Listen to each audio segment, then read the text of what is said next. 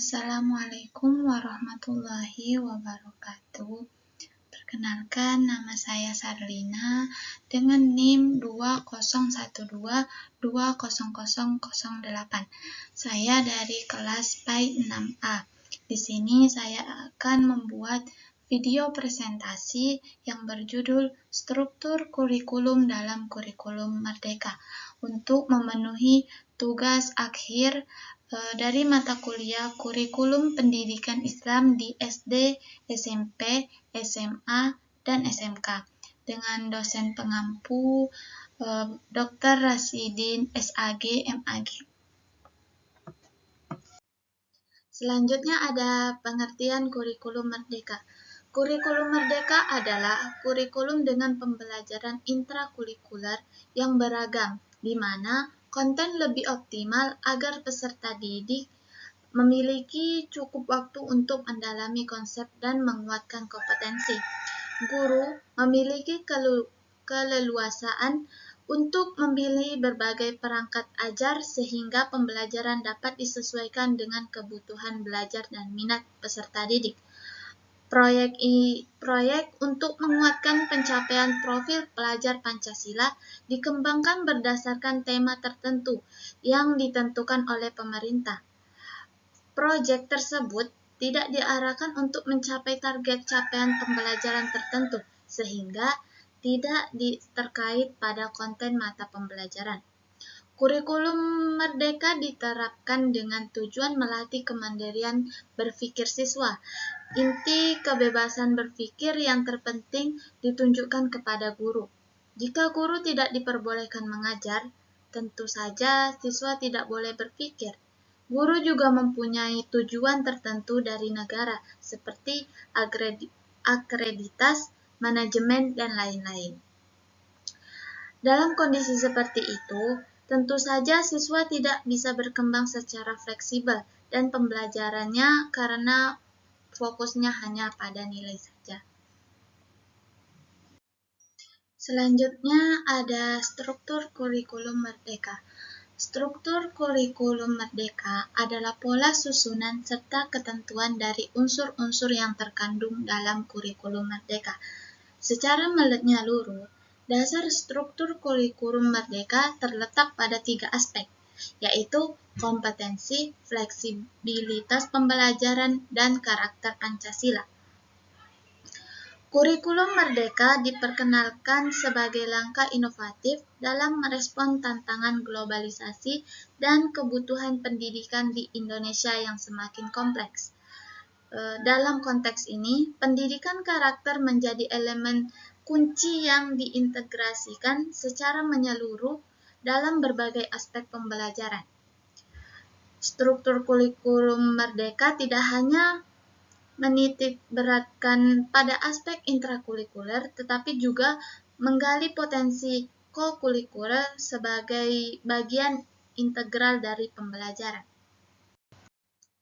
Ada beberapa prinsip tambahan yang menjadi landasan dalam perancangan struktur kurikulum merdeka.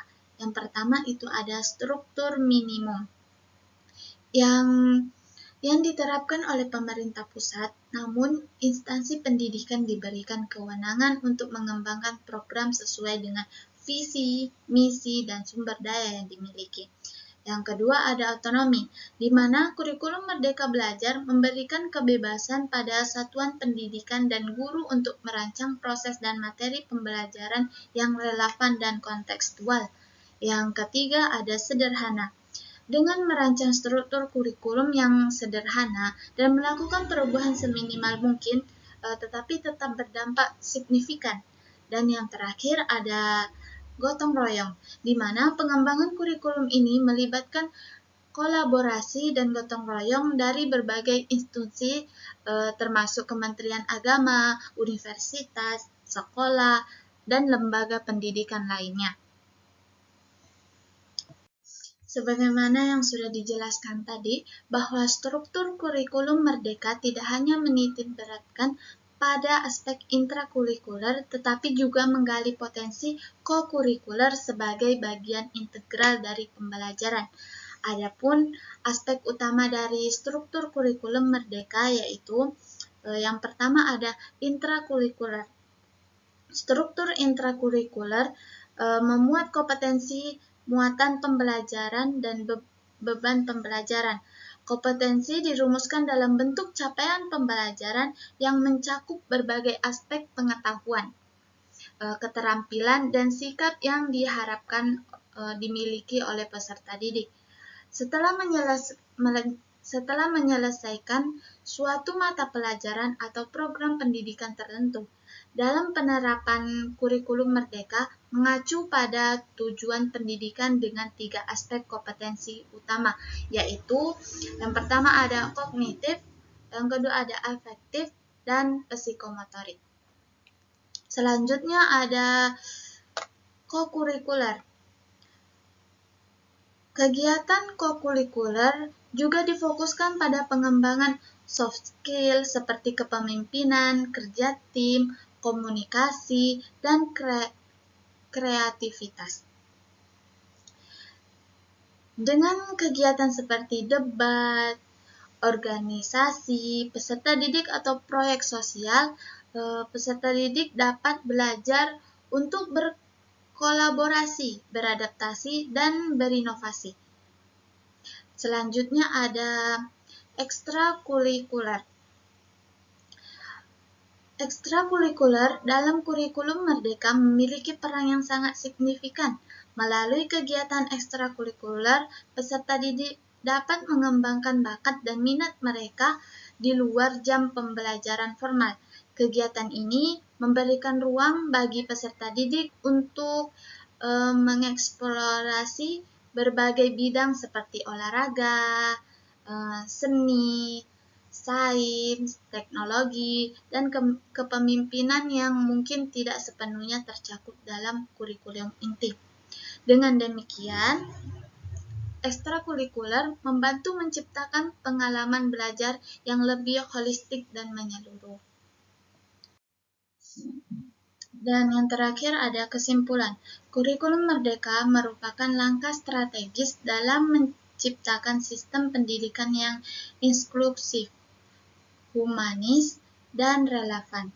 Dengan tantangan masa kini dan masa depan, dengan mengintegrasikan aspek akademik dan non-akademik secara seimbang, kurikulum ini diharapkan mampu mencetak generasi belajar Indonesia yang cerdas, berkarakter, mandiri, dan siap bersaing di era global.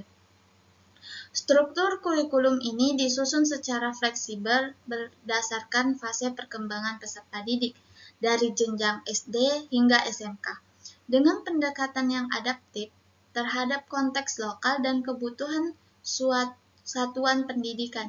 Proyek penguatan profil pelajar Pancasila menjadi bagian penting dalam menanamkan nilai-nilai kebangsaan, kolaborasi, dan kepedulian sosial. Yang terakhir itu ada kesimpulan. Kurikulum merdeka merupakan langkah strategis dalam menciptakan sistem pendidikan yang inklusif, humanis, dan relevan dengan tantangan masa kini dan masa depan.